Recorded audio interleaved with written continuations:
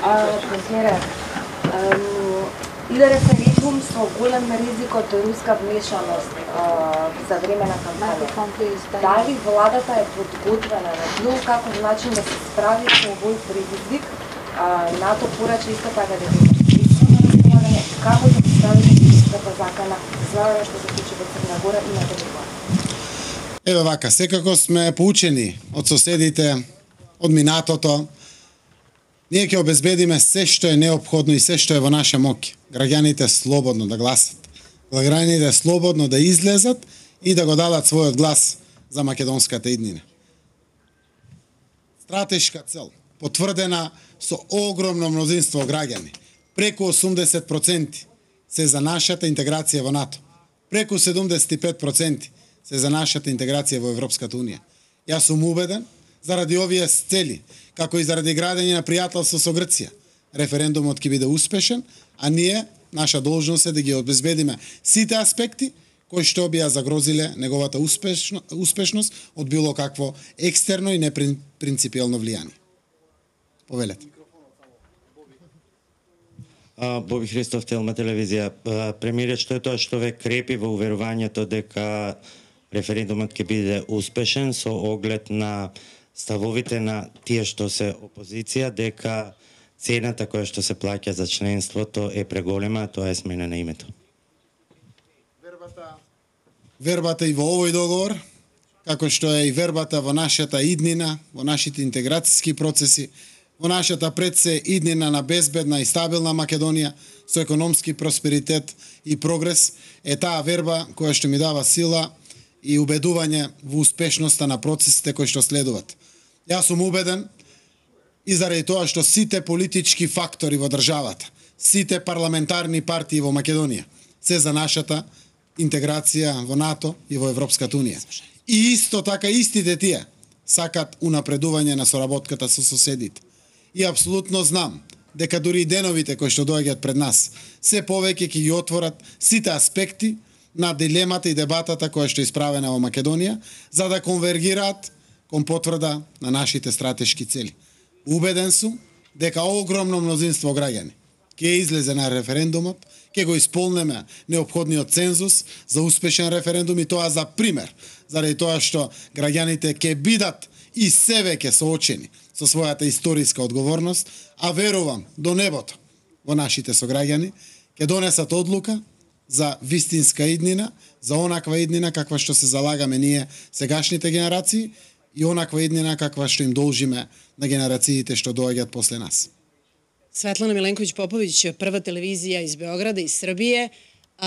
Rekli ste da verujete do neba u vaše građane, u Makedonce, da će reći da na referendumu. Da li isto tako verujete i u Grke da će potvrditi i da će i oni pristati? Верувам, веројатно од исти или многу слични причини, дека и Грција својот дел од врската ќе го заврши, посебно заради тоа што процесите кои што следуваат кај нас, во Македонија, дополнително ќе испратат позитивна порака до Грција. Правиме ние голем чекор, прави и Грција голем чекор. Договорот е фер, правичен и ги има двата аспекти на важност за граѓаните на двете земји. Јас знам дека овој договор ќе донесе само бенефити, позитивни работи, прогрес и перспективи за двете земји и за граѓаните на двете земји. Убеден сум дека не ни требат 5 или 10 години да чекаме. Неколку месеци и веќе граѓаните ќе чувствуваат од двете страни дека носи само добро. Од тој дух јас верувам дека ќе расте мнозинството на пратеници во грчкиот парламент кои што ќе дадат поддршка на ваквиот договор. Заради тоа што на вистина на внимателен начин е водено да бидат офатени и водено е грижа за секој аспект на потребите на граѓаните од двете земји. Швицарска телевизија, Томас Милјерина, колико е мени познато, формирање изборне комисија у Македонија е сада блокирано. Како ќе се тоа решите и што ќе радите уколико се тоа не реши? Фала. Постојат законски решенија за решавање. Во Македонија постои традиција, власта и опозицијата заедно да ги решават овие прашања. Постои политички договор. Во новата државна изборна комисија председател ќе биде од најголемата опозициона партија и ќе има дополнително уште еден член. Дополнително друга опозициона коалиција или партија дава уште еден член, така да опозицијата е застапена со председател и со 2 члена на Државната изборна комисија, а владеачкото мнозинство е застапено со 3 члена од најголемата политичка партија и нашиот коалиционен партнер ДУИ, значи со вкупно 4 члена. Владеачката коалиција има мнозинство, а председателската улога и малцинство се на опозицијата. Овие денови очекувам да се реши ова прашање, заради тоа што тоа е државен орган кој што мора да биде конституиран и ќе биде конституиран. Dobar dan, Danijela Cvetković iz Radio Televizije Srbije iz Beograda. Pre svega čestitke vama i vašem narodu za ovaj poziv. I jedno pitanje, zapravo da mi razrešite malo jednu dilemu. Da li je ovaj poziv više rezultat stvarnog partnerstva dosadašnjeg sa NATO-om i ispunjavanja kriterijuma na koje ste verovatno morali da pružite, ili je možda delimično i politička odluka NATO-a i Makedonije s obzirom na tenzije u regionu? Da kažem samo, odnosno da podsjetim samo, dakle, da je i Srbija još nije u tom procesu, ali postoje aspiracije onih u Srbiji da krenemo vašim putem, vašim primjerom, ali postoje neke tenzije u regionu oko Kosova koje čini mi se pogađaju i vas i nas. Kako vidite uticaj ovog poziva vama na bezbednost u ovom delu regiona? Благодарам. Важно прашање за нашите пријатели, граѓаните на Србија. Македонија ги исполни условите во 2008 година, кога во Букуреш требаше да ја добие поканата. Истата оваа покана што денеска ја добива. Но, заради тоа што не беше решен проблемот со Грција, не успеавме тогаш да ја добиеме поканата заедно со Албанија и со Хрватска. Ние во еден период како земја добивме и демотивација за овој процес. Но сега мотивацијата е дури дупла од 2008 година. Критериумите во Македонија се комплетно исполнети. Следува accession диалог или предпристапен диалог, кој што треба да има за цел да ги провери исполнувањето на тие критериуми. Јас знам дека тоа ќе биде потврдено, но секако конечното решавање на проблемот со Грција ги отвори вратите кои што беа потврдени како отворени врати уште на самитот во Букуреш 2008 година. Значи ова е согласно исполнетите критериуми и решавањето на отвореното билатерално прашање, заради тоа што знаете дека НАТО одлучува со консензус, како што одлучува и Европската Унија. Во тој правец, ние се надеваме дека решението пред се со Грција ќе го охрабри Белград и Приштина, да го продолжат диалогот, да изнајдат решение. Не ми беше лесно и мене, не му беше лесно и на премиерот Ципрас. Болни прашања се овие, тешки се. Но тоа што можам да го споделам, веројатно ќе било полесно ако порано го решиле. Ако не го решевме сега, ќе беше многу потешко и од сега. Како порака до раководствата на почитуваните председатели и на Србија и на Косово, и премиерите моите колеги Ана Брнабич и Рамуш Харединај, да го решаваат проблемот. Само со решавање ќе им обезбедиме добри перспективи на нашите граѓани. Балканот навистина повеќе не е буреварот. Балканот има одлична соработка. Балканот манифестира европски манири. Балканот дури држи европски лекции на многу западни земји. Јас верувам дека ќе бидеме од огромна помош на Европската Унија, заради тоа што учевме и научивме од минатото, а верувам дека со тоа ќе придонесеме кон модерна, перспективна, реформирана и обединета Европа. Нашето место е секако и во Европската Унија. Овелета?